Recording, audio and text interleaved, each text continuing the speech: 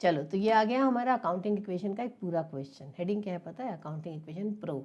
इसका मतलब आप इस टॉपिक में एकदम सेट हो चुके हैं। अब हम इसको स्टार्ट करते हैं। फॉर्मेट का हम ध्यान रखेंगे। अकाउंट्स में काफ़ी नंबर फॉर्मेट के होते हैं, लॉजिक तो होता ही है, साथ में फॉर्मेट भी चलता है। तो चलो हम शुरू करते हैं। पहला पॉइंट कहता है Harish commenced business with cash. Harish कौन हो गया? हरीश हो गया प्रोपराइटर, ओनर। तो उसका क्या बनेगा? Capital account. दो चीज़ें आई बिजनेस में, एक फैक्ट और एक रीज़न। फैक्ट क्या है? कैश आया। रीज़न क्या है? हरीश ने कैपिटल इन्वेस्ट किया। तो अब हमने ये देखो फॉर्मेट बनाया है। सबसे पहले इधर एसेट्स, इधर लाइबिलिटी एंड कैपिटल, बीच में इक्वल टू का साइन और यहाँ पर एक प्लस का साइन। तो asset is equal to capital plus liability या लाइबिलिटी प्लस कैपिटल, बात एक ही है। जैसे जैसे हेड्स हमको मिलते जाएंगे वैसे वैसे हम नए अकाउंट्स खोलते चले जाएंगे। मतलब एसेट की जो ट्रेन का डब्बा है उसमें किस किस को बिठाना है ये आपने अपने पास एक लिस्ट बनाते चले जाएंगे। जैसे जैसे पैसेंजर आते जाएंगे आपके पास, ऐसे हम आगे बढ़ेंगे। ये एक कॉलम है ट्रांजैक्शंस, कहीं इसको पर्टिकुलर्स भी लिखा होता है। तो यहाँ पर हम छोटे में लिख देते हैं, पूरा स्टेटमेंट तो नहीं लिख पाते, काफ़ी बड़ा हो जाता है। तो Harish commences business with cash, जहाँ आप पूरा लिख पाएँ, छोटा लिख पाएँ, जो भी है। आगे चलते हैं। तो अब हमको मालूम है अगर हरीश ने बिजनेस स्टार्ट किया तो एक कैश आया, प्लस हुआ कितना? 1,50,000 रुपये का। और साथ में क्या हुआ? कैपिटल। हरीश ने जो पैसा इन्वेस्ट किया, बिजनेस की लाइबिलिटी हो गई 1,50,000।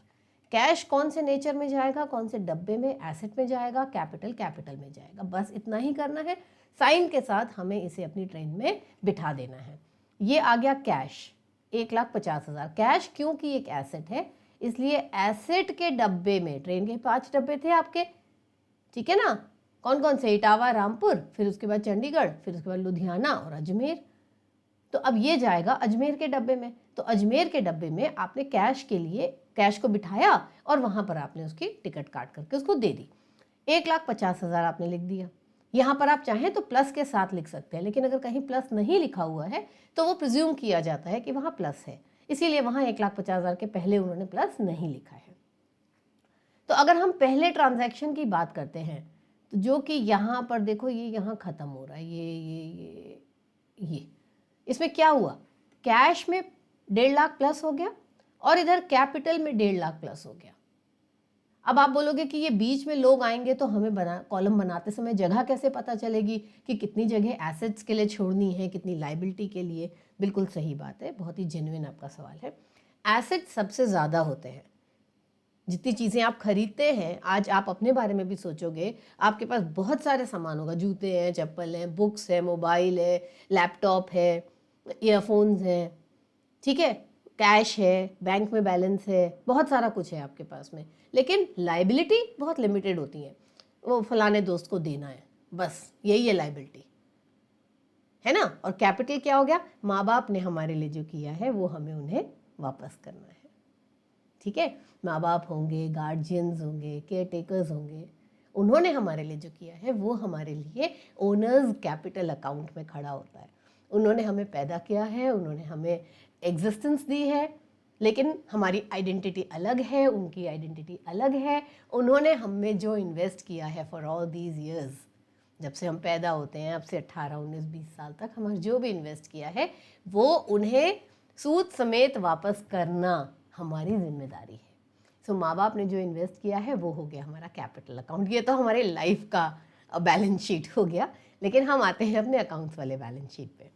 चलो, तो अब आप कहते हो कि मैंने अभी आपको बात कहाँ से शुरू करी थी? एसेट्स। आपके पास एसेट्स बहुत ज़्यादा हैं, लाइबिलिटीज़ लिमिटेड होती हैं। अकाउंट बनाते समय भी आपको नहीं पता कि इन 9 पॉइंट्स में कितने वैरायटी ऑफ एसेट्स लाइबिलिटीज़ आने वाले हैं, बट आपको रैंडमली ये पता है कि एसेट्स ज़्यादा होते हैं, लाइबिलिटीज़ कम होती हैं, कैपिटल तो एक ही अकाउंट होता है ना? तो हम एसेट्स के लिए ज़्यादा जगह छोड़ देते हैं और हम बहुत फैल के नहीं लिखते, हम पतले पतले कॉलम्स बनाते हैं ताकि हमको जगह मेरे पास बची रहे हमेशा। मतलब अपनी अलमारी में एक खाना हमेशा खाली रखिए, क्या पता कब कोई नई चीज़ रखने की ज़रूरत पड़ जाए। तो एसेट्स के लिए हम कम से कम 5, 6, 7 कॉलम्स क्रिएट करते हैं। लाइबिलिटीज़ के लिए 2 या 3 कॉलम क्रिएट करते हैं। कैपिटल तो एक अकेला होता है, ठीक है? तो अभी हमको, जब हमने क्वेश्चन को स्टार्ट किया था, ये तो क्योंकि मैंने बुक से क्वेश्चन उठाया है, मैं खुद नहीं सॉल्व कर रही हूँ आपके लिए, इस वजह से इसमें ये furniture, stock, debtor, creditor, commission received in advance, ये सब ऑलरेडी लिखा हुआ है। लेकिन ये एकदम स्टेज 1 पे लिखा हुआ नहीं होता है, ये धीरे धीरे जैसे जैसे क्वेश्चन आगे बढ़ता है, और क्योंकि आपने अपनी अलमारी के खाने, अपनी अलमारी के शेल्फ खाली छोड़े हुए हैं, तो धीरे धीरे धीरे ये भरते हैं। जैसे ट्रेन का डिब्बा है, ट्रेन के डिब्बे का नाम है एसेट, हमें मालूम है एसेट नाम का डिब्बा है ये, लेकिन सवारियां सारी एक साथ नहीं आ जाती, सवारियां धीरे धीरे आती हैं। एक सवारी आएगी, थोड़ी देर में दूसरी आएगी, तीसरी आएगी, लेकिन उनकी सीट हम खाली रखते हैं कि जो आए अपना नाम लिखवाए और सीट पे जाकर बैठ जाए। ठीक है, तो हमारी कोशिश ये होती है कि हमारे पास इतने कॉलम्स क्रिएटेड हों कि क्वेश्चन को पढ़ते समय जैसे ही कोई नया एलिमेंट निकल के आ रहा है, हमारे पास उसके लिए जगह होनी चाहिए। Got the point? तो जब आपने क्वेश्चन स्टार्ट किया, पहले ही पॉइंट में आपको दिखा ये वाला point, Harish commenced business with cash. आपको ये पता है कि एसेट में बहुत सारे कॉलम होंगे, लाइबिलिटी में 2 या 3 कॉलम होंगे, मैंने आप बताया, और कैपिटल एक इकलौता होगा, और कैपिटल होगा ही, कैपिटल जरूर होगा, बिना कैपिटल के शुरुआत नहीं हो सकती। तो कैपिटल तो आपने क्रिएट ही कर दिया। एसेट में आपने 7-8 खाली डब्बे खड़े कर दिए, लाइनें लाइनें खींच करके कॉलम्स क्रिएट कर लिए। लाइबिलिटी में 2 या 3 कॉलम्स क्रिएट कर लिए। कौन आएगा, कौन उस सीट पे बैठेगा, आपको नहीं पता, लेकिन आपको ये पता है कि ट्रेन अगर खड़ी है तो पैसेंजर आएंगे ही आएंगे। समझ में आ गई बात? पहला पैसेंजर आपका आया कैश का, तो आपने यहाँ कैश को लिखा, कैपिटल तो खड़ा ही था ऑलरेडी, आपने खड़ा किया था, आपको पता बिना कैपिटल के होगा ही नहीं। आपने 1.5 लाख रुपए यहाँ प्लस किए और सीधा जाके 1.5 लाख यहाँ प्लस किए। बीच के खानों से अभी आपको कोई मतलब नहीं है, क्योंकि वहां बैठने के लिए कोई सवारी ही नहीं आई। आपका गेम ये है, हर स्टेज पर आपको चेक करना है क्या asset is equal to capital plus liability हो रहा है या नहीं हो रहा, with amount as well as sign. ये आपकी ड्यूटी है, आपको देखना है। जहां आपने नहीं देखा, आपने सोचा कि चलो 9 के 9 एक साथ कर लेते हैं, लास्ट में चेक कर लेंगे। अब मान लीजिए स्टेज 1, 2, 3 कहीं गलती हो गई आपसे, अब 9th आपका मैच नहीं कर रहा, फाइनल आपका मैच नहीं कर रहा। अब आपने पहले 9 चेक किया, यार ये तो बराबर लग रहा है, 8 चेक किया, करते करते आपको सेकेंड थर्ड पे आकर के आपको गलती पकड़ में आएगी। What's the fun? चेक तो करना ही पड़ा अल्टीमेटली आपको। खेल कहाँ था कि आप ओवर कॉन्फिडेंट हो गए कि मैंने किया है तो सही तो होगा ही। ये अच्छी बात नहीं है। जब आपको पता है कि आप हर स्टेज पर चेक करके एक बहुत बड़ी रिस्पॉन्सिबिलिटी से अभी अभी हाल फिलहाल क्लियर आउट हो सकते हो, तो चीज़ों को डंप करके रखने का, ओवर दिस कॉन्फिडेंस कि मैंने किया है तो सही होगा, ये मुझे आज तक नहीं आया, तो आपको डे 1 पे कहाँ से आ जाएगा? और क्यों आना चाहिए? नहीं आना चाहिए आपको, अभी तो शुरुआत है। ठीक है, तो हर स्टेज पर हमें ये मिलान करना बहुत ज़रूरी है। तो ये हो गया 1.5 लाख प्लस, और इधर भी हो गया 1.5 लाख प्लस। क्लियर? आगे चलते हैं हम लोग। अब इसके बाद पॉइंट नंबर 2 उठाएंगे, फर्नीचर परचेज्ड फॉर कैश। अब हम पहले इतना प्रैक्टिस कर चुके हैं, आपको बहुत अच्छे से पता है कैश जा रहा है, फर्नीचर आ रहा है, तो इसमें क्या हो रहा है? Cash minus and furniture plus. Cash क्या होता है? एसेट। फर्नीचर क्या होता है? एसेट। सिंपल। तो एसेट में ही कैश का कॉलम तो ऑलरेडी खोल रखा था आपने, अब एक फर्नीचर का कॉलम भी खोल दीजिए। ठीक है, तो ये आपने बगल में यहां पर खोल दिया एक फर्नीचर का कॉलम। कैश का अब जो भी ट्रांजैक्शन होगा वो इसी लाइन में चलता रहेगा, और अब जो जो आगे आते जाएंगे वो आगे खुलते चले जाएंगे। कितने का? 20,000 रुपए का। तो आपका कैश गया और फर्नीचर आया, तो कैश में से आपने माइनस कर दिया 20,000 और फर्नीचर में आपने प्लस कर दिया 20,000। बात समझ में आई? अब एक ट्रांजैक्शन और पूरा, अब इसके लिए चेक करो भाई, A is equal to C plus L हो रहा है कि नहीं। A में क्या है? प्लस 20,000 माइनस 20,000 बराबर हो गया 0। C में कुछ है ही नहीं, L में कुछ है ही नहीं, तो 0 इज इक्वल टू 0। काम खत्म। क्लियर? अब फर्स्ट ट्रांजैक्शन आपने किया था, Harish brought this thing, started business with cash, और दूसरा आपने कर लिया।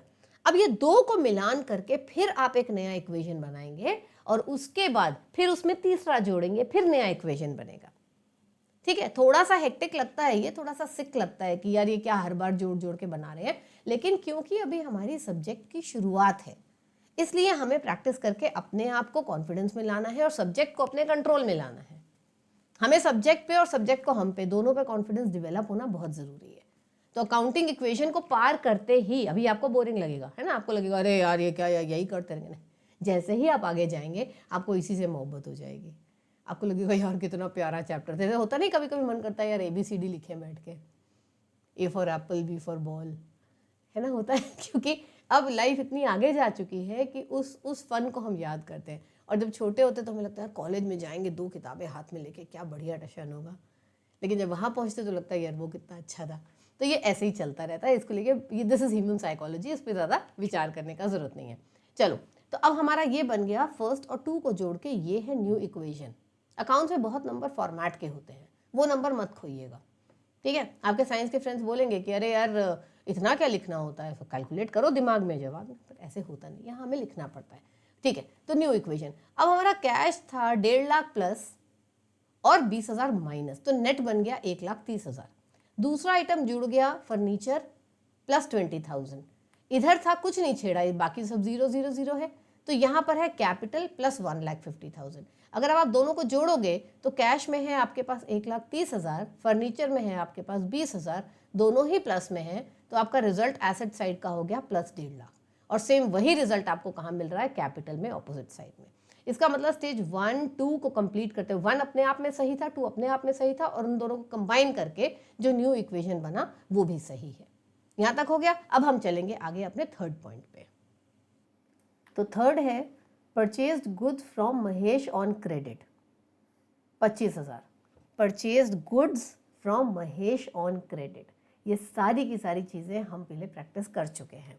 आपने गुड्स खरीदे तो गुड्स प्लस हो गए कितने के, 25,000 रुपये के। आपने कैश पे किया ना, इसमें लिखा है फ्रॉम महेश ऑन क्रेडिट, इसका मतलब आपने उधार पे, अगर उधार पे लिए हैं तो आपकी रिस्पॉन्सिबिलिटी खड़ी हो जाती है। रिस्पॉन्सिबिलिटी कहाँ जाएगी, लाइबिलिटी में जाएगी। और इस रिस्पॉन्सिबिलिटी को हम महेश के नाम से भी लिख सकते हैं और हम क्रेडिटर भी लिख सकते हैं। जब हम किसी से माल उधार पर खरीदते हैं तो बनता है क्रेडिटर, और जब हम माल किसी को उधार पर बेचते हैं, बेचने से क्या होता है, हमारी अथॉरिटी खड़ी होती है, तो उस पार्टी को हम अपनी बुक्स में कहते हैं डेबिटर। डेबिटर नहीं, इसका जो बी है वो साइलेंट है, तो हम इसे कहते हैं डेटर। इसको कैसे प्रोनाउंस करते हैं, DETOR। ये इसका प्रोनाउंसिएशन है, लेकिन ये इसकी स्पेलिंग है। तो डेबिटर नहीं बोलते, आपको बहुत लोग मिलेंगे डेबिटर बोलने वाले, क्योंकि उन्हें नहीं पता कि ये बी साइलेंट है, तो बनता है वो डेटर। ठीक है, समझ में आ गया, ठीक। तो 3 नंबर है purchase goods from Mahesh on credit. जब हम माल उधार पर खरीदते हैं तो हमारी रिस्पॉन्सिबिलिटी बनती है, और सामने वाली पार्टी को हम क्रेडिटर कहते हैं, और वो रिस्पॉन्सिबिलिटी है। तो अब क्या हुआ, यहाँ पर स्टॉक, मैंने कल आपको बताया था कि गुड्स और स्टॉक कुछ भी बोल सकते हैं, तो ये इस तरीके से मैट्रिक्स चल रहा है, इधर से स्टॉक का कॉलम और इधर से पॉइंट नंबर 3। तो ये जहाँ मीट आउट होते हैं यहाँ पर हमको ये एंट्री लिखनी है प्लस 25,000, मतलब स्टॉक के सामने लेकिन पॉइंट नंबर 3 के सामने। कैश तो गया नहीं, इसलिए देखिए कैश में 0 है, फर्नीचर का कोई काम नहीं था 0। धीरे धीरे सवारियाँ आपके ट्रेन में बढ़ती चली जा रही हैं। आपको चिंता ये नहीं होनी चाहिए कि सबको जगह मिलेगी कि नहीं, आपको पहले ही जगह एक्स्ट्रा क्रिएट करनी चाहिए। कई बार ऐसा हो सकता है कि ट्रेन में 2-3 सीटें खाली छूट जाएं, कोई बात नहीं, छूट जाने दीजिए, लेकिन जितने आए हैं उनको बैठने के लिए जगह मिलनी चाहिए। ठीक है, चाहिए। और इधर क्या हो गया, लाइबिलिटी में क्रेडिटर में 25,000, ये क्योंकि पहला था इसलिए यहाँ प्लस नहीं लिखा है, लेकिन आप चाहें तो प्लस हमेशा लिखिए उसमें। तो यहाँ क्या हुआ, plus 25,000 and plus 25,000 on the liability side. Capital का कोई काम नहीं, कैपिटल तब आएगा पिक्चर में जब कोई रेवेन्यू हुआ, जब आपने कहा था कि मैं रेवेन्यू हो जो कमाऊंगा आपको दूंगा, कोई एक्सपेंस हुआ कि अगर कोई खर्चा करूंगा तो आपसे ले लूंगा, या वो कैपिटल में कोई नया इन्वेस्टमेंट किया मालिक ने तब, या अगर वो कुछ निकाल के ले गए तब, अदरवाइज हम कैपिटल अकाउंट को नहीं छेड़ते। ठीक है, चलो अब एक बार थर्ड पॉइंट हो गया। थर्ड के बाद फिर न्यू इक्वेशन, मैंने कहा था हर बार सबको क्लब करता हुआ। अभी तो आपने ये देखा कि थर्ड इंडिविजुअली मैच हो रहा है कि नहीं, प्लस 25 एंड प्लस 25 मैच हो गया, लेकिन न्यू इक्वेशन मतलब ऊपर से जो आप ये बैलेंस लेकर आए थे, ये वाली लाइन का बैलेंस, इसको मिलान करते हुए क्या पिक्चर बन रही है, तो ये बन रहा है 31 में कुछ नहीं हुआ 130, 20 में कुछ नहीं हुआ प्लस 20, स्टॉक आया प्लस 25, लाइबिलिटी बढ़ी प्लस 25, कैपिटल में कुछ नहीं हुआ तो जो पुराना था 150।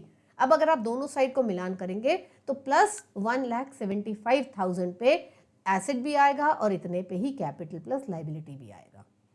पॉइंट नंबर 3 मैच हो गया। चलते हैं पॉइंट नंबर 4 पे। Sold goods costing 10,000 to Mohan for cash, और फिगर कितने लिखी हुई है, यहाँ पर लिखी है 14,000 रुपये। ये भी हमने पिछली बार किया था, 30,000 का माल 40,000 में बेचा था, मुझे याद है। तो सोल्ड गुड्स कॉस्टिंग 10,000, 10,000 का माल मोहन को बेचा मगर कैश में बेचा।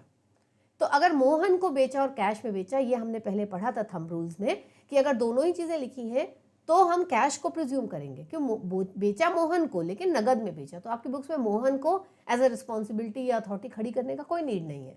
आपके पास पैसा आ गया, काम खत्म हो गया। मोहन लेके गया भी ठीक है, मोहल्ले का लड़का था, आपको पता है कि मोहन आया था लेने के लिए, लेकिन पैसे दे गया ना, तो अकाउंटेंट को मोहन से कोई रेलेवेंस नहीं है, अकाउंटेंट सिर्फ कैश पकड़ेगा।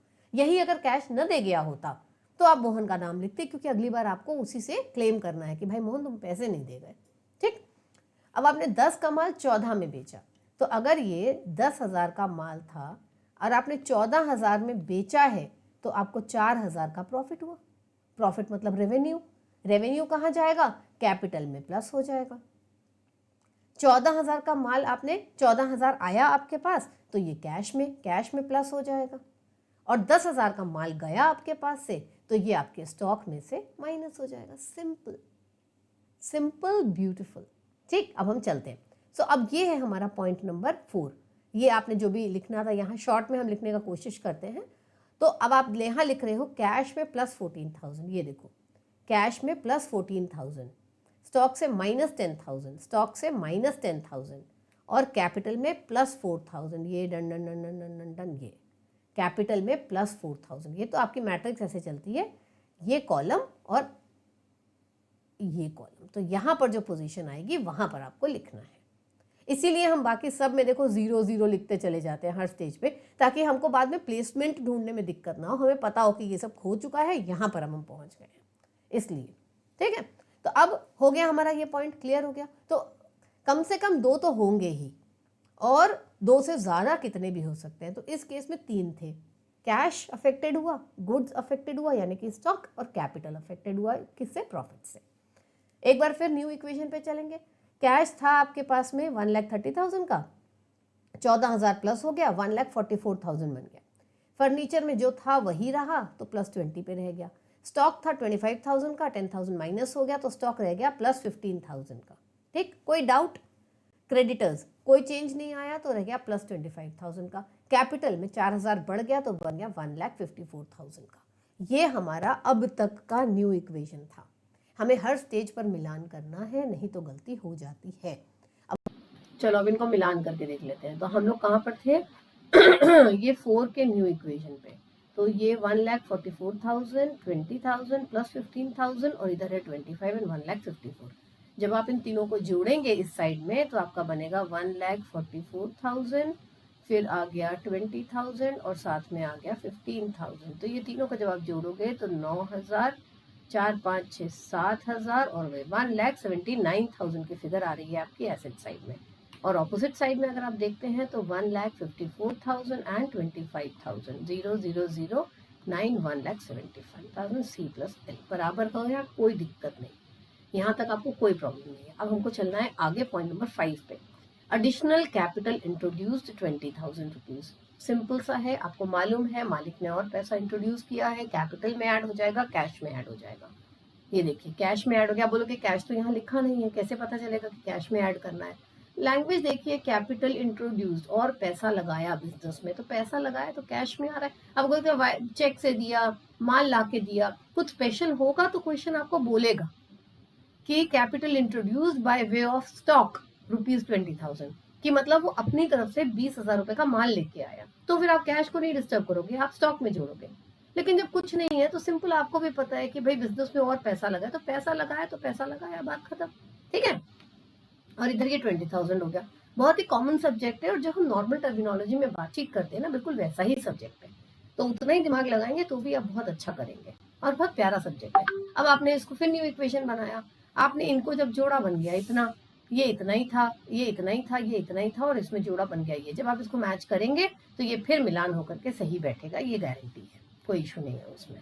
ठीक, अब आते हैं हम नए पॉइंट पे। Point number 6, commission received in advance 2000 rupees, commission received in advance, point को पढ़ना समझना बहुत इंपॉर्टेंट है। कमीशन रिसीव्ड इन एडवांस मतलब पैसा तो मिला है आपको, कमीशन के नाम पे पैसा मिला है लेकिन एडवांस में मिल गया है, अभी आपने उसको अर्न नहीं किया था। जो काम के लिए आपको कमीशन मिल रही है, कमीशन क्या होती है, मान लीजिए आपने किसी को घर किराए पर दिलवाया या आपने किसी और का कोई काम किया तो उसका वो एक परसेंटेज आपको दे देता है, उसको कहते हैं कमीशन। ठीक है, तो जो ब्रोकरेज जिसको हम बोलते हैं वो सब कमीशन के फॉर्म्स होते हैं कि जितना काम किया उसके हिसाब से कुछ परसेंटेज वो आपको दे देता है।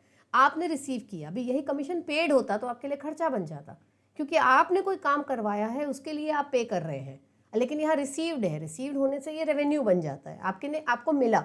लेकिन ये अभी रेवेन्यू इसलिए नहीं बना, ये आपकी कमाई इसलिए नहीं बनी क्योंकि आपको ये समय से पहले मिल गया, इन एडवांस। अभी आपने काम किया नहीं था, तो जब आपने काम किया नहीं है तो हमने वो जो अक्रूवल बेसिस ऑफ अकाउंटिंग पढ़ा था कि अगर अभी तक आपने काम किया नहीं है तो उसकी इनकम को एज एन इनकम ट्रीट करना गलत है, वो ट्रांसपेरेंसी नहीं है, वो ट्रू एंड फेयर पिक्चर नहीं है।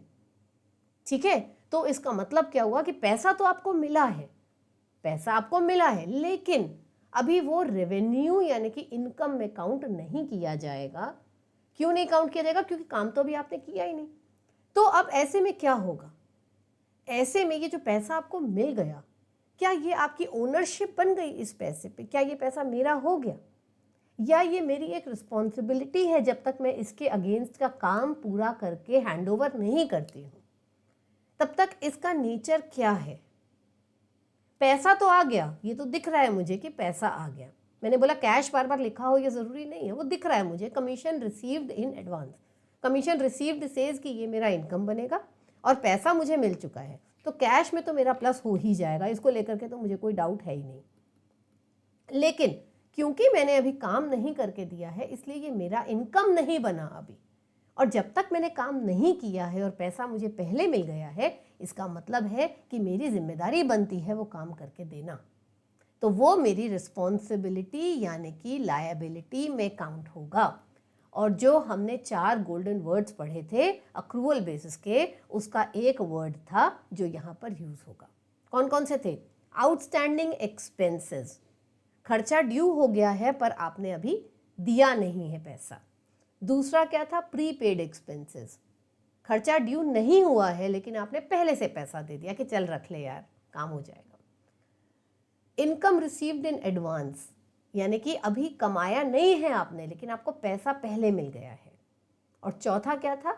अक्रूड इनकम, यानी आपके काम आप कर चुके हो, आपकी इनकम आउटस्टैंड कर चुकी है लेकिन सामने वाले ने अभी आपको पैसा नहीं दिया। जब आप ये चारों स्टेटमेंट्स को रिवाइज करेंगे तो आपको पता चलेगा कि कौन सी चीज़ में आपकी आवाज़ ऊंची हो रही है, लाइक आपका एक रॉब बन रहा है, स्ट्रेंथ आ रही है, और कौन सी में आपकी आवाज़ नीचे हो रही है, आपको ये समझ में आ जाएगा। तो यहाँ पर आपका पॉइंट आता है कमीशन रिसीव्ड इन एडवांस, यानी इनकम रिसीव्ड इन एडवांस। समय से पहले आपको पैसा मिल गया तो सामने वाली की अथॉरिटी है, वो आपको बोलेगा भाई यार काम नहीं करके दिए तुम अभी तक, पैसा ले लिए पहले, तो आपकी रिस्पॉन्सिबिलिटी, उसकी अथॉरिटी आपकी रिस्पॉन्सिबिलिटी, और आपकी अथॉरिटी तो सामने वाले की रिस्पॉन्सिबिलिटी। तो ये कहाँ जाएगा? ये जाएगा लायबिलिटी वाले कॉलम में। तो अब इसमें कौन सी 2 चीज़ें अफेक्टेड हो रही हैं? एक तो कैश क्योंकि पैसा तो मिल गया, और दूसरा एक लायबिलिटी बढ़ रही है आपकी बुक्स में क्योंकि आपको ये काम अभी करके देना है। जिस दिन आप ये काम हैंडओवर कर देंगे, जिस दिन आपने काम कर दिया, उस दिन यही चीज़ आपके लिए रेवेन्यू बन जाएगी, तो आपकी लायबिलिटी खत्म हो जाएगी और रेवेन्यू बढ़ जाएगा। ठीक, तब की तब सोचेंगे, अभी तो हम इस पे फिक्स करते हैं। सो ये 2000 रुपये कैश आ गया, और इधर लायबिलिटी में मैंने कहा था लायबिलिटी में कम से कम 2-3 कॉलम रखिएगा ही रखिएगा। अब आपने जो दूसरा कॉलम रखा था कमीशन रिसीव्ड इन एडवांस, वो यहाँ पे, अब यहाँ आते तक जैसे ही आपने ये लिखा यहाँ कमीशन रिसीव्ड इन एडवांस की जगह खाली पड़ी थी, आपने तो अलमारी में खाने खाली छोड़े ही है ना, जैसे ये आइटम आया आपने उसको खड़ा कर दिया। अब आपको दिमाग पे प्रेशर ये कि बाकी के 3-4 पॉइंट्स में कोई नई लायबिलिटी आ गई तो मैं उसको कहाँ खड़ा करूँगा, इसलिए कम से कम 3 सेगमेंट्स लायबिलिटी के बना के ही चलिए, 6-7 एसेट के बना के ही चलिए। शुरू में स्पेस मैनेजमेंट कर लीजिए, बाद में नहीं हो पाता है, एक बार लिखना शुरू कर दिया फिर नहीं हो पाता है। ओके, चलिए जी, तो ये बात खत्म हो गई हमारी कमीशन रिसीव्ड इन एडवांस। इतना लिखने के बाद फिर हम न्यू इक्वेशन देंगे। न्यू इक्वेशन के टाइम पर या लिखने के टाइम पर साइन बहुत वैल्यू करता है, और यहाँ पर आपकी रिस्पॉन्सिबिलिटी अभी बढ़ी है, अभी घटी नहीं है। घटेगी तब जब आप ये काम हैंडओवर कर देंगे करके, तब ये कम हो जाएगी और रेवेन्यू बढ़ जाएगा। अब देखो, चलो उस बारे में बात करते हैं। ये घटेगी तब जब आप काम करके दे दोगे और रेवेन्यू बढ़ेगा। रेवेन्यू कहाँ जाता है? कैपिटल में प्लस होता है, हमको मालूम है। तो एसेट का कोई काम नहीं, लाइबिलिटी ही कम हो रही है और कैपिटल बढ़ रहा है, यानी कि जितना डिफरेंस लाइबिलिटी में फॉल हो रहा है कैपिटल में उतना ही राइज हो रहा है। तो L प्लस C यानी कैपिटल प्लस लाइबिलिटी वाले कॉलम में नेट इफेक्ट क्या है? 0। और एसेट में क्योंकि कोई इंपैक्ट आया ही नहीं तो वो भी है 0। तो एक बार फिर वो लेवल भी बराबर हो जाएगा। तो मेरा कहने का ये मतलब है कि लेवल सारे बराबर होंगे, आपको बस अपनी सोच को ट्यून रखना है, ओवर कॉन्फिडेंस में नहीं जाना है और अननेसेसरी बहुत सारी चीज़ों को जंप आउट नहीं करना है कि यार ऐसे या वैसे या कुछ, और रिजल्ट पे कभी आंसर ध्यान मत दीजिए, तो वो अपने आप सही बैठेगा। नेक्स्ट पढ़ते हैं हम लोग, ये हमारा हो गया new equation. Next, paid to creditor Mahesh in settlement 2000, ये भी हमने किया था। महेश को 2000 रुपए दिया। महेश को हमने देने कितने थे? Purchase goods 25,000। अच्छा सॉरी माय बैड, ये 2000 नहीं 22,500, सॉरी। मैं सोची 25,000 की पेमेंट 2000 में सेटल हो रही है, तो ऐसा तो महेश को हम भी खोज लें भैया कि भैया तो मेरे पढ़ने में गलती थी। 2500 का डिस्काउंट, वो भी कोई कम डिस्काउंट नहीं है, 2500 इज अ बिग अमाउंट। जरूर कोई रिश्तेदारी रही होगी, नहीं तो इतना कोई नहीं छोड़ता। तो 25,000 का माल हमने देखो यहाँ महेश से खरीदा था। हमको इसके लिए पीछे जा करके देखना है। ये देखो ये ना, purchase goods from Mahesh on credit 25,000, और अब यहाँ लिखा है in settlement, in settlement, in full settlement, in full and final settlement, ऐसा कुछ भी लिखा हो तो इसका मतलब ये है कि वो चीज़ सेटल हो रही है। अगर ये नहीं लिखा होता, केवल होता पेड टू क्रेडिटर महेश 22,500, इसका मतलब 25,000 के अगेंस्ट में 22,500 का पेमेंट कर दिया है, 2500 अभी भी पे करना बाकी है। तो महेश एज अ क्रेडिटर का खाता आपकी बुक्स में 2500 पे आउटस्टैंड करेगा, आप उसे डाइल्यूट नहीं कर सकते हैं। लेकिन अभी क्योंकि सेटलमेंट लिखा है, इसका मतलब है उसने आपसे कहा कि यार 25,000 का पेमेंट है, 22,500 दे दो, 2500 डिस्काउंट, काम खत्म। डिस्काउंट कान सुनते ही आपके कान खड़े हो गए। डिस्काउंट आपके लिए कमाई है, अगर आपने दिया होता तो आपके लिए एक्सपेंस होता, पर क्योंकि आपको मिल रहा है इसलिए आपके लिए कमाई है। कमाई कहाँ जाएगी? कैपिटल में जुड़ जाएगी। 22,500 का कैश आप पे कर रहे हैं, क्योंकि आप पेमेंट कर रहे हैं, वो कैश से माइनस हो जाएगा, और क्योंकि फुल सेटलमेंट हो रहा है इसलिए पूरे 25,000 रुपये से आपकी लाइबिलिटी खत्म हो जाएगी। बन गया, कुछ करना ही नहीं है, सिर्फ अपनी सोच को अपने कंट्रोल में रखना है और कुछ नहीं करना है। ठीक है, तो ये स्टेटमेंट था। कैश से हमने पे कर दिया 22,500, लाइबिलिटी खत्म हो गई पूरी 25,000 से क्योंकि सेटलमेंट लिखा हुआ है, और हमारे कैपिटल में एज अ रेवेन्यू जुड़ गया 2500 क्योंकि हमें डिस्काउंट मिला है। इसको चेक करोगे तो भी वही आएगा, और जब आप इसका न्यू इक्वेशन मिलान करोगे तब भी वही आएगा। हर स्टेज पर मिलान जरूर करना, क्योंकि गलती हो गई तो आप कॉन्फिडेंस तो लूज करते ही हो, इंटरेस्ट भी लूज करते हो, और टाइम भी लूज करते हो, एनर्जी भी लूज करते हो। नहीं तो हर स्टेज पे चेक करते चलो और एंजॉय करते चलो, यहाँ तक तो सही है, यहाँ तक तो सही है, यहाँ तक तो सही है। ठीक है, अब आते हैं हम 8 नंबर पे। सोल्ड गुड्स कॉस्टिंग 15,000, ये थोड़ा लंबा लग रहा है पता नहीं क्या है ये, चलो देखते हैं।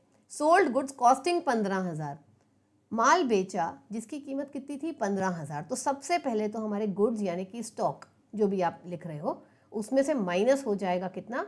15,000 हुआ। अब हमको फटाफट भी तो आगे बढ़ना है। ये देखो ये है ना, तो ये स्टॉक का कॉलम था, ये पॉइंट नंबर 8 था, यहाँ पर आपने लिख दिया माइनस 15,000। मैथमेटिक्स में मैट्रिक्स होती है, ये बिल्कुल मैट्रिक्स की तरीके से चलता है।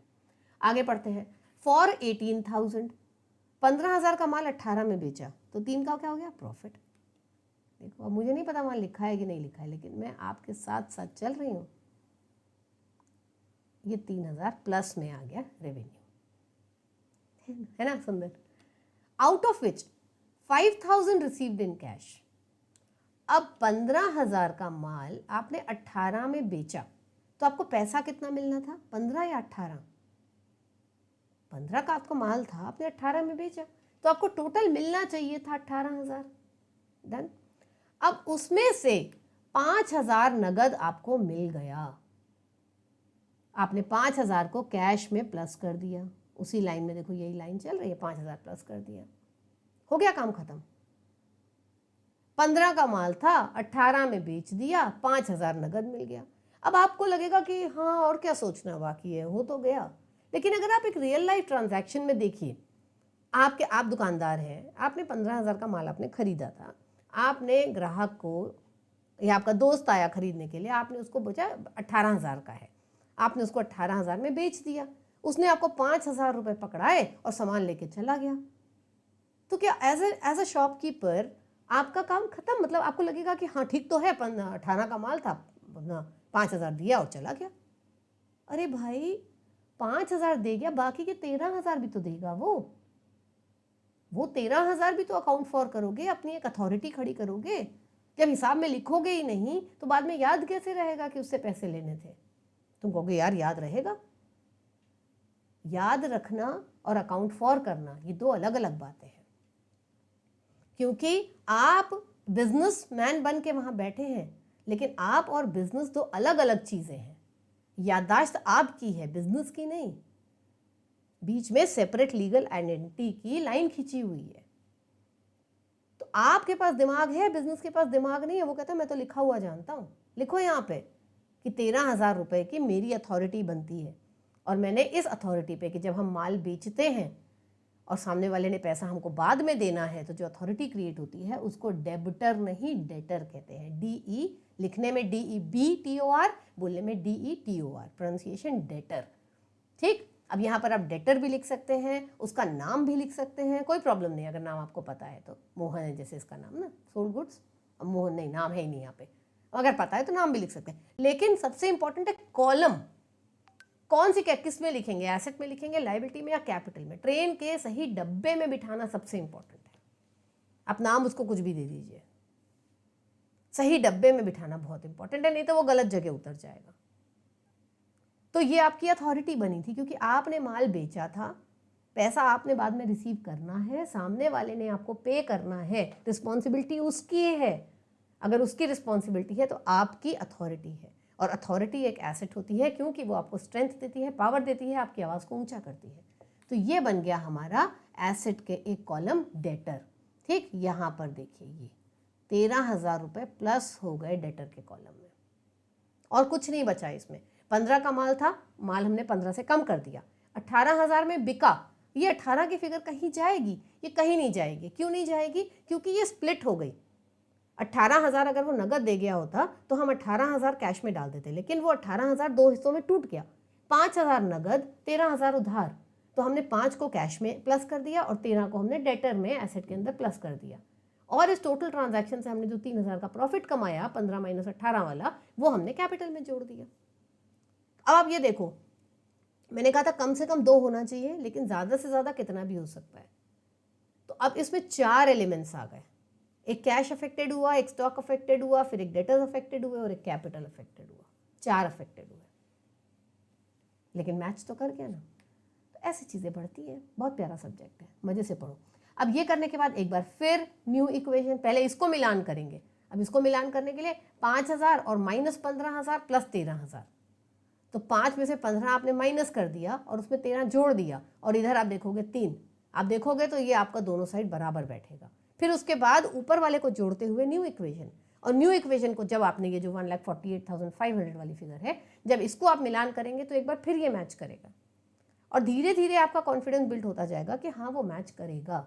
लेकिन हर स्टेज पे मिलान करना बहुत ज़रूरी है, क्योंकि कहीं भी आपने एक साइन की गलती कर दी, एक ज़ीरो कम ज़्यादा कर दिया, कॉमा गलत पोजीशन पे लगा दिया, आपकी टोटलिंग मिस्टेक हो गई, तो आपको एंड में आके बहुत डिप्रेशन फील होता है। वो मत करिएगा अपने साथ, ठीक है? डिप्रेशन यहाँ पर आ गया डेप्रीसिएट।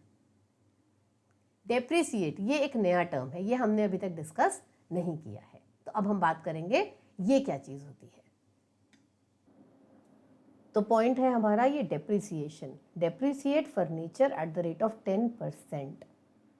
नई चीज़ है, बहुत डिटेल में भी नहीं बताऊंगी क्योंकि इसके ऊपर पूरा एक चैप्टर है। कहने की बात यह है कि आपने एसेट्स क्रिएट किए, कैश, फर्नीचर, स्टॉक और डेटर्स, ठीक है? इसमें ये जो कैश है ये तो आना जाना है, पैसा आ रहा है जा रहा है, मेन हमारा जो ट्रांजैक्शन है इसी के थ्रू होता है। ये जो स्टॉक है ये आपने खरीदा बेचने के लिए, आपने खरीदा, फिर आपने ये देखा कि यहाँ 25,000 का खरीदा था, यहाँ 10 का बेचा, फिर आपने नीचे बस 10 का बेचा, ये फिर 15 का फिर बेचा, तो आप खरीद बेच करने के लिए। ये जो डेटर है ये भी आन जान वाला है। आपने किसी को माल बेचा तो उधारी क्रिएट हुई, जब उसने पैसा दे दिया तो ख़त्म हो गया, ये भी एक आन जान वाला है। अब ये जो फर्नीचर है इसको मैंने क्यों स्किप कर दिया? फर्नीचर क्या है? आपकी दुकान में उठने बैठने के लिए, दुकान में आप फर्नीचर बेच नहीं रहे हैं, लेकिन उस दुकान को दुकान बनाने के लिए कोई ग्राहक आके बैठेगा, आप बैठोगे, कुछ शोकेस लगाओगे, एक टेबल टॉप होगा, ये सारी चीज़ें होंगी आपके पास, इसे हम फर्नीचर कहते हैं। इसे आपने बेचने के लिए नहीं खरीदा है, राइट? आपने इसको इस्तेमाल करने के लिए खरीदा है। आगे के आगे ये आपकी दुकान में साल दर साल ये चलता रहेगा।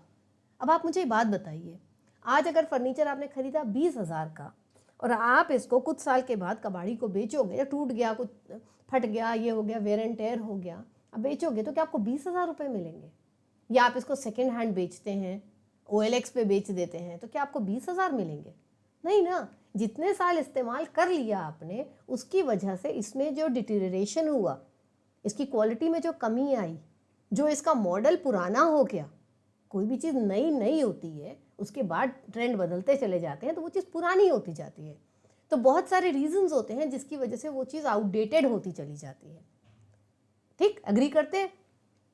तो जो फर्नीचर 20,000 का खरीदा था वो हो सकता है आपको 5,000 में या 3,000 में, 2,000 में ऐसी कोई वैल्यू दे के जाएगा कुछ सालों बाद, जब आप उसको हटाना चाहेंगे तो।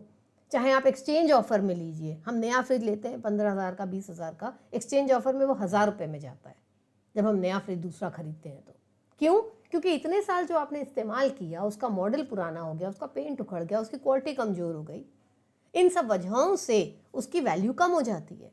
ये जो वैल्यू कम हुई, जिस साल आपने बेचा उसको, मान लीजिए आपने एक फ्रिज को, या फर्नीचर की बात कर रहे हैं, फर्नीचर को आपने 4-5 साल इस्तेमाल किया, उसके बाद बेचा, जिस साल आपने बेचा उसको, क्या अचानक उसी साल उसकी वैल्यू कम हो गई? जिस दिन आप बेचने के लिए गए आपको पता चला कि 20,000 का फर्नीचर आज 2,000 में बिकेगा, तो क्या अचानक उसी साल 18,000 रुपये खत्म हुए थे? नहीं, वो तो धीरे धीरे जैसे जैसे वो इस्तेमाल होता जा रहा था उसकी वैल्यू कम होती जा रही थी। लेकिन हमने बुक्स में तो दिखाया ही नहीं। बुक्स में तो हम 20,000 20,000 20,000 हर साल दिखा रहे हैं, और अचानक जिस साल हम बेच रहे हैं उस साल हमने देखा अरे 20,000 का फर्नीचर 2,000 में बिक रहा, 18,000 का नुकसान हो गया हमको।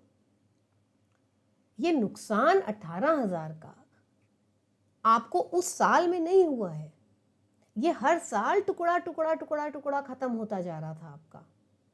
तो जिसको हम ट्रांसपेरेंसी ऑफ अकाउंट्स कहते हैं, जिसको हम कहते हैं true and fair picture of accounts, कि जो दिखे वो सही दिखे। तो अगर ये बीच में 20 से लेकर के 2,000 हो गया, 18,000 खत्म हो गया, तो ये 18,000 आखिरी साल में थोड़ी खत्म हुआ अचानक, हर साल थोड़ा थोड़ा थोड़ा थोड़ा थोड़ा खत्म हो रहा है।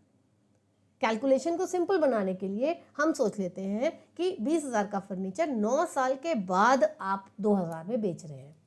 आपका 20,000 का फर्नीचर था, आपने इसको 9 इयर्स यूज़ किया और फिर आपने इसको सेल किया 2,000 में, तो टोटल लॉस हुआ आपको कितने का? 18,000 का। ये 18,000 आखिरी 9th ईयर में नहीं हुआ, 9th ईयर का नहीं है, ये पूरे 9 सालों का है।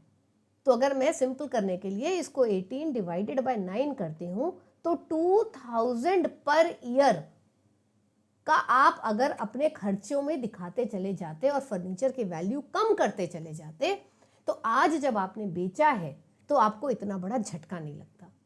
मतलब ये डेप्रिसिएशन आपको डिप्रेशन नहीं देता। क्यों? क्योंकि आपने लॉजिकली सोचा कि ये सोफ़ा यहाँ डला हुआ है, ये टेबल कुर्सी है, रोज़ मैं बैठता हूँ, ग्राहक बैठते हैं, फट रहा है, ख़राब हो रहा है, धीरे धीरे धीरे धीरे इसको ख़त्म हो रहा है ये, तो हमें भी इसको धीरे धीरे ख़त्म करते जाना चाहिए। ये एक एक्सपेंस है, मगर इसमें कैश नेचर नहीं है। ये एक्सपेंस, ये खर्चा, आप इसके अगेंस्ट कोई पैसा नहीं दे रहे हो। पैसा आप तब दे चुके हो जब आपने एसेट खरीदा था। तो इसे हम नॉन कैश एक्सपेंस कहते हैं। इसका नाम होता है डेप्रीसिएशन। इसके ऊपर पूरा एक चैप्टर है जो हम इत्मीनान से बाद में पढ़ेंगे। ओके, तो अब इसका हुआ क्या? क्योंकि ये एक्सपेंस है इसलिए ये कैपिटल से माइनस होगा, और क्योंकि ये हमारे एसेट की वैल्यू को धीरे धीरे धीरे धीरे गिरा रहा है, गिराने से ज़्यादा आप ये कहिए कि एक रियलिस्टिक पिक्चर दे रहा है। 20,000 का फर्नीचर हमेशा 20 का नहीं रहेगा, पूरे साल इस्तेमाल करने के बाद वो थोड़ा घट गया है। तो हम कितना घटा रहे हैं, हमने एक परसेंटेज सेट कर लिया है। ये परसेंटेज कैसे सेट किया जाता है, इनके बहुत सारे नियम होते हैं, लेकिन हमें as a student of class 11th and 12th ये नियमों में घुसने की बहुत ज़रूरत नहीं होती। हमें क्वेश्चन बता देता है कि आपको अपने एसेट को कितने % से डेप्रिसिएट करना है। हमने फर्नीचर खरीदा था 20,000 रुपये का, और वो कह रहा है, तो मैं बोल रही थी हमने फर्नीचर खरीदा था 20,000 रुपये का, ये यहाँ पर आ गया, ये 20,000 रुपये का, और वो ये कह रहा है कि इसको आपको 10% से डेप्रिसिएट करना है। तो मैंने आपको कहा था मैथ्स के कुछ फॉर्मूलाज हैं जो आपको आने चाहिए, plus minus, multiplication, division, ratio और परसेंटेज। मेरे ख्याल से इससे ज़्यादा नहीं लगता, मगर ये आपको आनी चाहिए।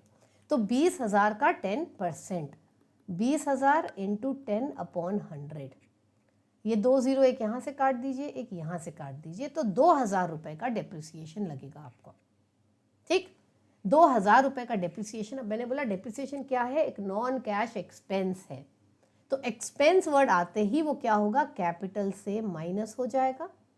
देखिए ये हमारा डेप वाला कॉलम है, ये हमने कैपिटल से इसको माइनस कर दिया, और साथ में क्या हो जाएगा, ये एसेट से माइनस हो जाएगा, क्योंकि इसका पर्पस क्या है, एसेट को अपनी रियल पिक्चर में दिखाना, ना कि एक इन्फ्लेटेड पिक्चर में।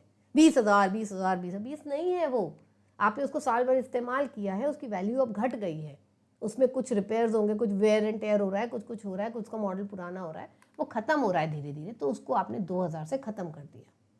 अब सोचिए इस तरीके से आपने फर्नीचर आपका आ गया 18,000 पे, अगले साल आप फिर 2,000 कम करेंगे तो बच गया 16, फिर 2,000 कम करेंगे बच गया 14, फिर 2 12, करते करते जब 9 साल बाद आप इसको बेचेंगे तो वो अपनी रियल वैल्यू यानी कि 2,000 पे ही दिखाई दे रहा होगा। तो आपको लगेगा कि बहुत बढ़िया, मेरा तो कोई नुकसान ही नहीं हुआ, क्योंकि नुकसान आपने इतने हिस्सों में बांट बांट कर थोड़ा थोड़ा थोड़ा थोड़ा हर साल में ख़त्म कर दिया है। ये बहुत ही समझदारी वाली बात है। अब हम पूरे क्वेश्चन को एक बार कलेक्टिवली देखेंगे, सोल्यूशन को कलेक्टिवली देखेंगे। तो अब हमारे सामने पूरा क्वेश्चन है। अब हमने अपने हाथ से सॉल्व किया है, इसलिए कोई हमको दिमाग लगाने की ज़रूरत है नहीं। हमको मालूम है कि स्टेज 1 में इसने कैपिटल इंट्रोड्यूस किया बिजनेस में, कैश बढ़ गया 1.5 लाख रुपए से, और इधर कैपिटल बढ़ गया। फिर इसके बाद में आपने मिलान कर लिया, 1.5 प्लस दोनों साइड हो गया। फिर उसने कैश में फर्नीचर खरीदा, तो कैश में से माइनस हो गया, फर्नीचर में प्लस हो गया, बाकी सब जगह कोई फ़र्क नहीं पड़ा। बहुत अच्छे से मैं समझा चुकी हूँ कि ये सब कॉलम अभी खाली है, ये तब भरेंगे जैसे जैसे धीरे धीरे सवारियाँ आपके डब्बे में आती चली जाएंगी। ना यहाँ कुछ लिखा है, ना यहाँ कुछ, ना यहाँ कुछ, ना यहाँ कुछ नहीं है, अभी खाली है, मगर आपने सीट बना के रखी है। अब बस चलाते हैं तो ऐसा थोड़ी है कि 2 सवारी आई तो 2 सीट जोड़ेंगे, तीसरी आएगी तो फिर एक और सीट जोड़ेंगे, चौथी एक और सीट जोड़ेंगे, ऐसा थोड़ी होता है। बस तो अगर 30 सीटर है 30 सीटर है ना, जितनी सवारियाँ आएंगी बैठेंगी। ठीक है, अब इसके बाद में परचेज्ड गुड्स फ्रॉम महेश, ऐसा लिखा हुआ है, कैश क्रेडिट नहीं है। कैश नहीं है इसका मतलब है कि कैश में नहीं खरीदा है, उधार में खरीदा है। गुड्स को प्लस किया, इधर एक लायबिलिटी खड़ी करी महेश की एज अ क्रेडिटर 25,000 रुपये से। एक बार फिर मिलान करिए, न्यू इक्वेशन आपका टनाटन मैच करेगा, कोई गैप नहीं आएगा। फिर इसमें अब हम ऐड करेंगे कैश सेल्स, जिसमें आपको प्रॉफिट भी हो रहा है। तो 10,000 का माल था, 14,000 में आपने बेचा, तो आपको 4,000 रुपये का प्रॉफिट हुआ, वो हो गया प्रॉफिट, आपने कैपिटल में ऐड कर दिया, और यहाँ पर न्यू इक्वेशन आपका क्रिएट हो गया, जो एक बार फिर मैच करेगा। अगला, एडिशनल कैपिटल इंट्रोड्यूस्ड और पैसा लगाया, जैसी आपने पहली एंट्री करी थी सेम वैसे ही 20,000 इधर और 20,000 इधर। कई बार मालिक पैसे की जगह या पैसे के साथ साथ माल भी ले आता है, कुछ और ले आता है, तो हम अकॉर्डिंगली कॉलम्स क्रिएट करते हैं। Commission received in advance, income है अभी जनरेट नहीं हुई है, पैसा मिल गया है, इनकम बाद में जनरेट होगी, अभी आपने काम करके नहीं दिया है लेकिन पैसा पहले मिल गया है। क्योंकि पैसा मिल गया है इसलिए यहाँ पर ऐड हो गया, और क्योंकि आपने काम नहीं किया है इसलिए अभी आपकी रिस्पॉन्सिबिलिटी खड़ी हो गई, जब आप काम करके देंगे उसके बाद आप इसको रेवेन्यू में क्रिएट करेंगे। Next, paid to creditor Mahesh in full settlement, Mahesh से आपने 25,000 का माल खरीदा था, उसने फुल सेटलमेंट कर दिया है, इसलिए महेश से आपकी रिस्पॉन्सिबिलिटी पूरे 25 की खत्म। लेकिन नगद आपके पास से गया 22,500, इसलिए आपने माइनस कर दिया। और कैपिटल में क्या हुआ, क्योंकि आपको 2,500 रुपये का डिस्काउंट यानी कि रेवेन्यू मिल गया, आपने उसको कैपिटल में ऐड कर दिया। एक बार फिर आपका न्यू इक्वेशन टनाटन मैच करेगा, कोई गलती नहीं होगी इसमें। सोल्ड गुड्स, 15,000 का माल था, 18,000 में बेचा, 5,000 नगद मिला, 13 बाद में मिलेगा। 5 नगद मिल गया, कैश में जोड़ दिया, माल 15 का था माइनस कर दिया, तो 13 बाद में मिलेगा। आपकी अथॉरिटी क्रिएट हो गई, उसको डेटर कहते हैं, डेबिटर नहीं कहते हैं। और साथ में 3,000 रुपये का आपको गेन हो गया, प्रॉफिट हो गया, वो आपने कैपिटल में जोड़ दिया। सिंपल, न्यू इक्वेशन आपका मैच करेगा, कोई डाउट नहीं है। डेप्रिसिएट करना है फर्नीचर को, क्योंकि एसेट आप एक बार खरीदते हैं, साल दर साल चलाते हैं, आखिरी में जब बेचते हैं तो सेम वैल्यू नहीं मिलती है, बहुत कम पैसे मिलते हैं, तो वो सारा लॉस एक साल पे, क्योंकि एक साल से एसोसिएटेड नहीं होता है, वो हर साल का थोड़ा थोड़ा हिस्सा होता है, इसलिए हम उसको हर साल में थोड़ा थोड़ा लिखते चले जाते हैं, एसेट की वैल्यू को कम करते चले जाते हैं, नॉन कैश एक्सपेंस की तरीके से इसको हम कैपिटल से माइनस करते चले जाते हैं और एसेट को माइनस करते चले जाते हैं।